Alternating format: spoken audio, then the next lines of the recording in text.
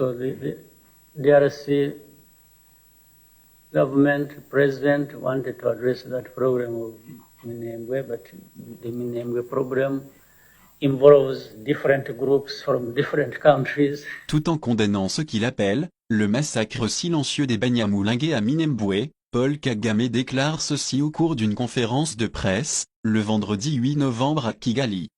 Le président de la RDC a voulu résoudre ce problème, mais le problème de Minembwe concerne différents groupes de différents pays. La meilleure façon de l'aborder était donc de ne pas y aller seul, et je pense qu'il avait raison de dire que les pays devraient se mettre ensemble, et d'abord chaque pays à soulever ce qui le concerne, puis à travailler ensemble sur chaque résultat de problème, qui nous donne une meilleure chance d'éliminer le conflit. La déclaration de Paul Kagame donne l'occasion aux autorités congolaises de définir quel groupe appartient à quel pays, afin de permettre aux dirigeants des pays concernés de prendre en charge leurs ressortissants. So the DRC government, president wanted to address that problem of Minembwe, but the Minembwe problem involves different groups from different countries.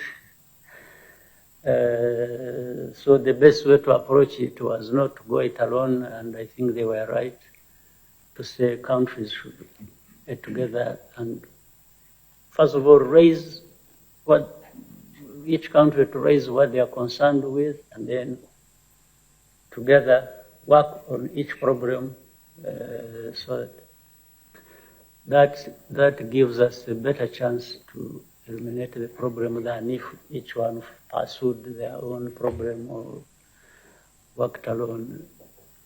So that is still going on. Hopefully, it will not continue to take many lives as I have heard it is in Minembwe areas. If we can find a way of arresting the situation, the sooner the better. For the East African community integration and progress, one, I think the East African community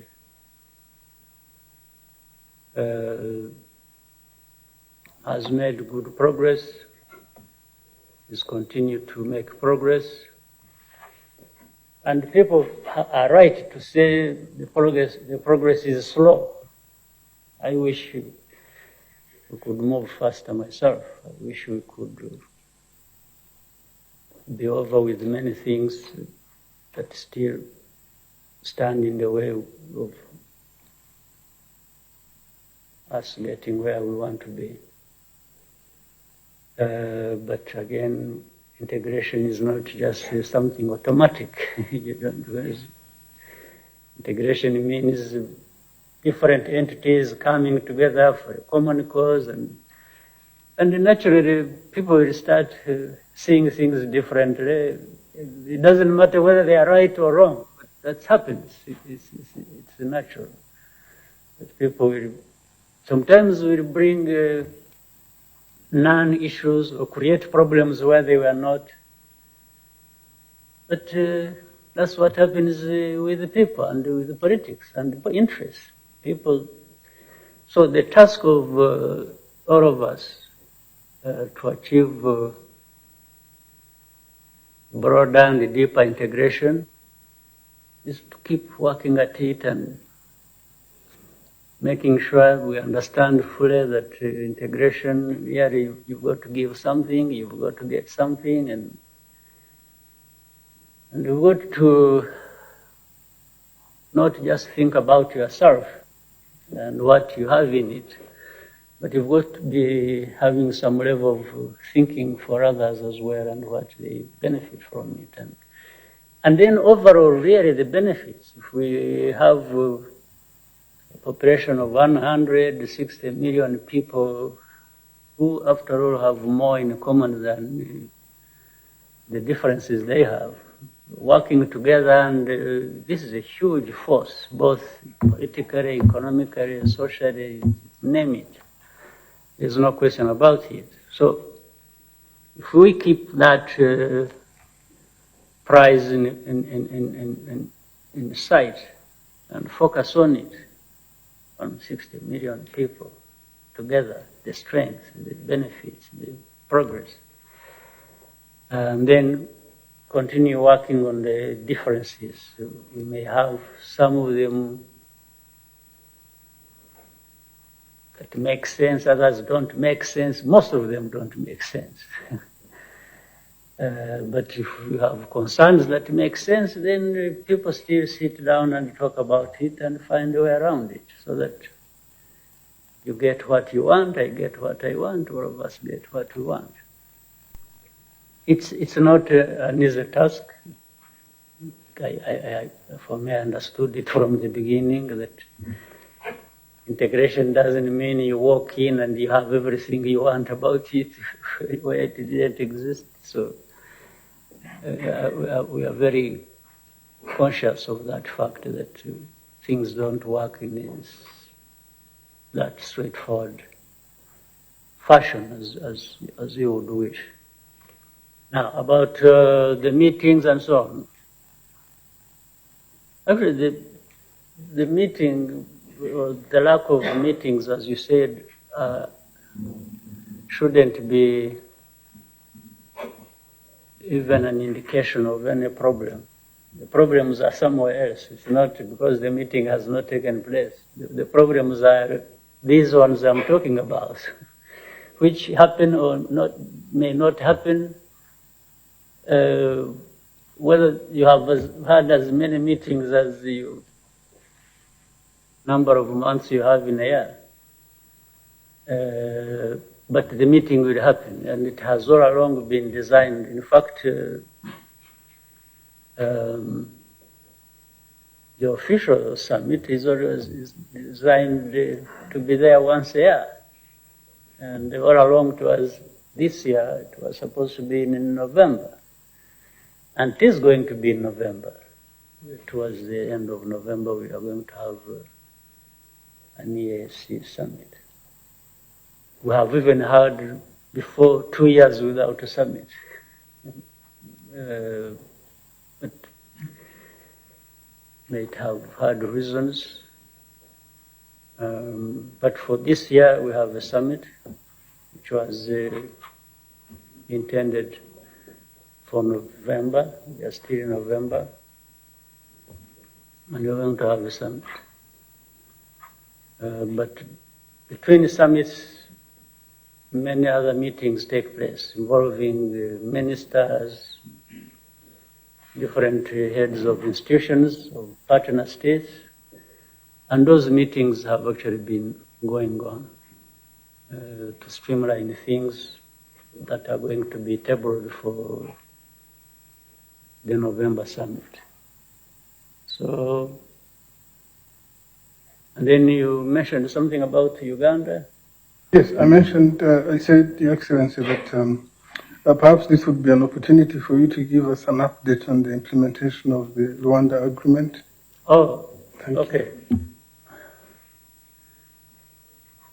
I'm not going to repeat the problems we have had. I think I had time to have lengthy discussion around it, and many people have followed and made their own minds about what the issues are and the possible ways they can be resolved. But at one point, it came to having the leaders of the two countries meet, discuss how we can resolve whatever issues at hand. That resulted into 2 meetings we had in Angola, and the second meeting resulted into a package of some understanding and commitment we can make in resolving the issues. And following that, there was a meeting in Kigali, bringing together Rwanda's officials and Uganda's officials to talk about what needs to be done.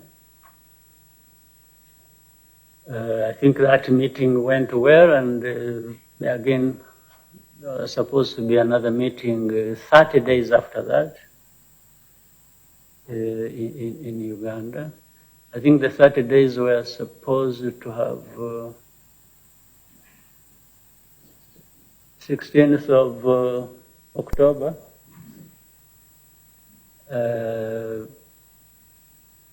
It didn't happen.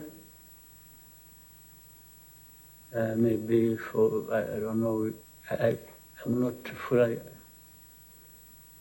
knowledgeable about why it didn't happen, but I'm fully aware that it didn't happen.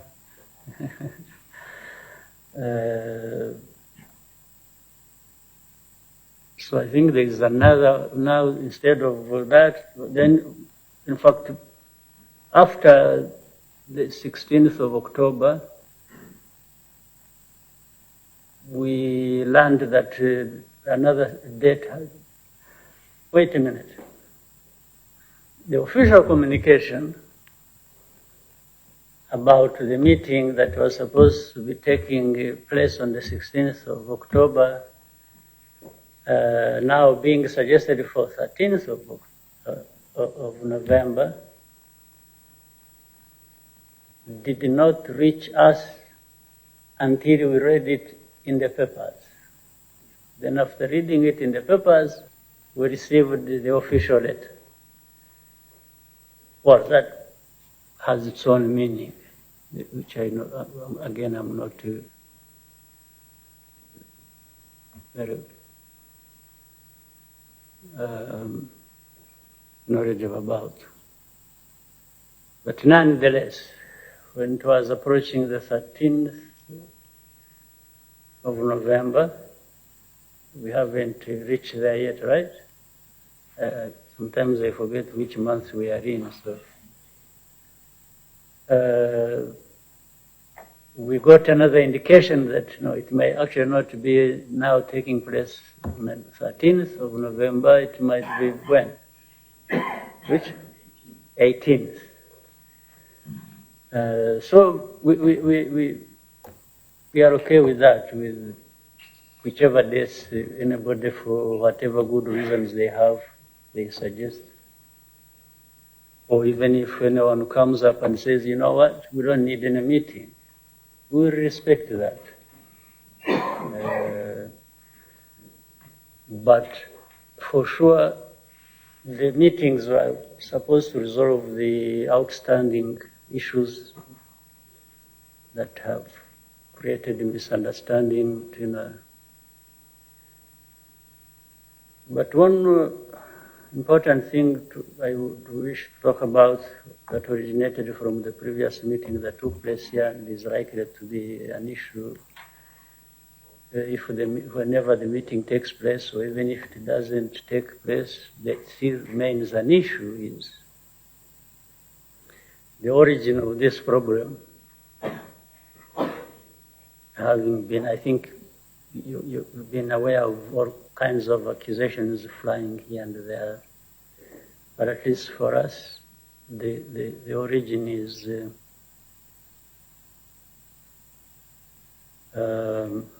having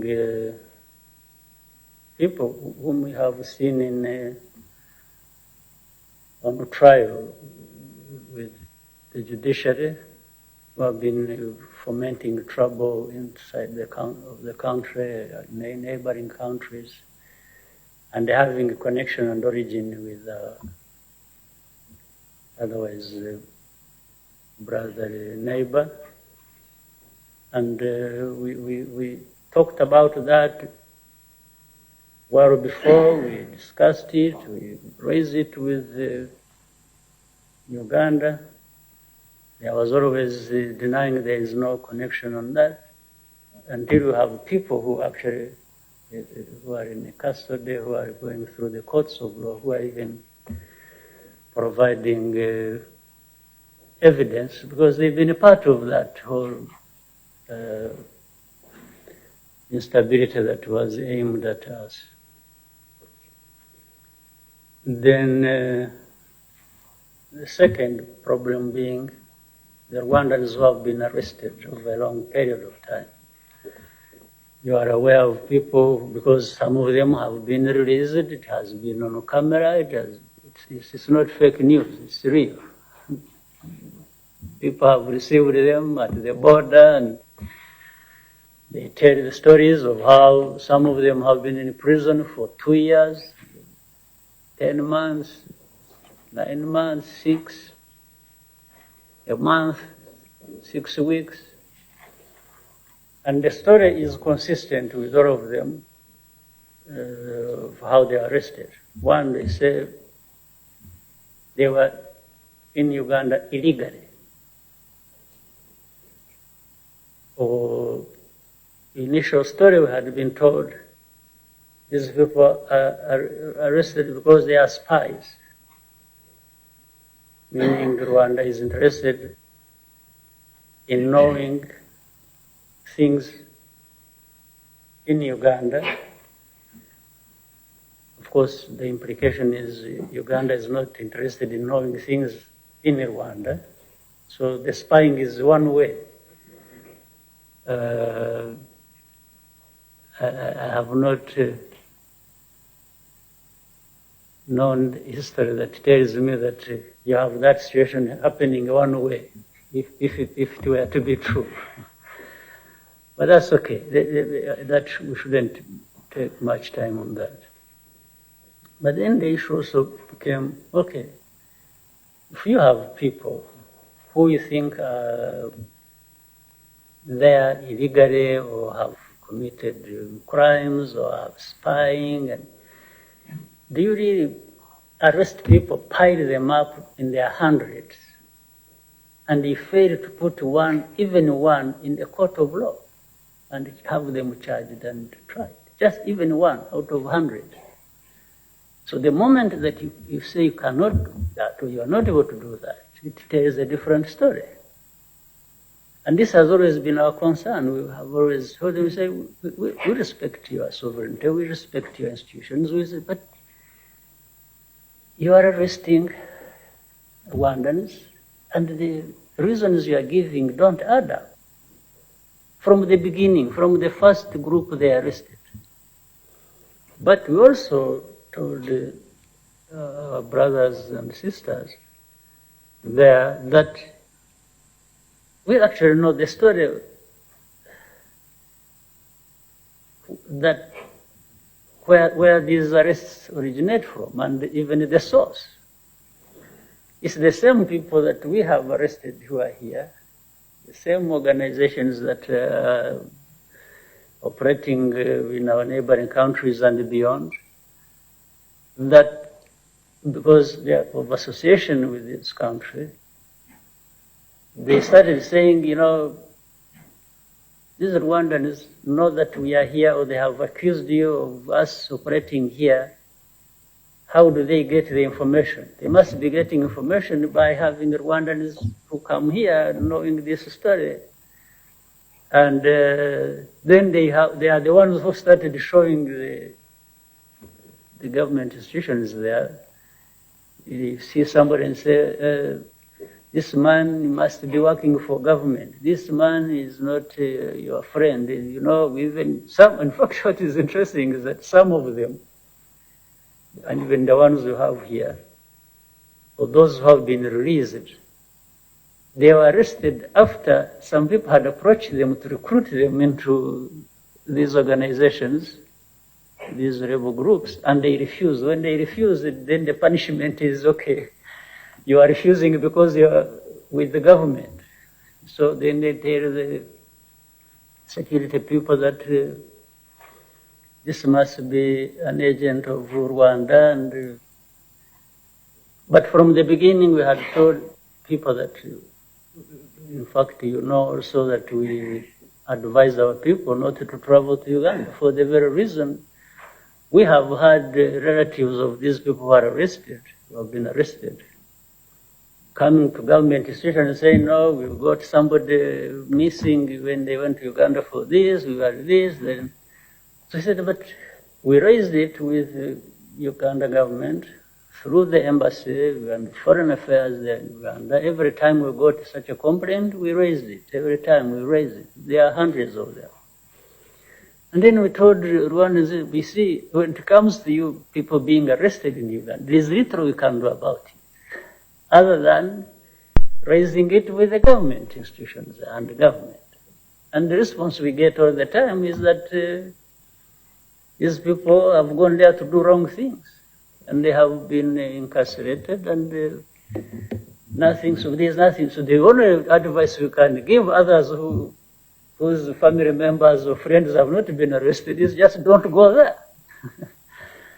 But we continue to tell Ugandans that they are free to come here whenever they want. If they don't want to come, still we have no quarrel with anyone.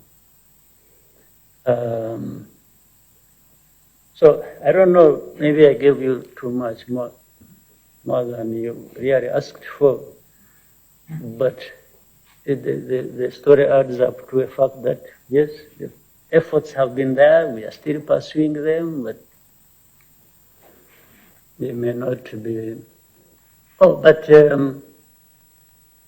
something happened. Immediately we had this meeting here. A few days after the meeting had taken place here, I think they released a number of people. Also, by the way, when I say they released, they don't officially hand them over. No, they bring them in the middle of the night and and then dump them across the border. But in the same period, there is, I think, 30 something, some number at over 30, less than 40. But at the same time, arrested others after that. So it has been released, arrested, released, arrested. And then, of course, that, by the way, has, because we were discouraging people to go to Uganda, something that initially was for a different reason when the Gatuna border, some border areas where the traffic was very slow because it was being worked on, the road was undergoing construction. But then that now ended up, mixed up in the situation. It's like, if the traffic going this side, you are arresting people much as we allow people to come over here. So this border point and some other border points remained things going slow or closed down already. But we have other border lines operating, Kajitumba, Chanika. So, and then the demand from the other side is you must open the borders. And they say, yeah, we will open the borders, but how about the origin of the problem? You want to open the borders, but the borders which will only be one way. It can't be the other ones who use it, you arrest them. So why don't you just, because if you are talking about trade, you want open the borders, but you arrest people using the border points. So do you want goods to just move like these driverless vehicles?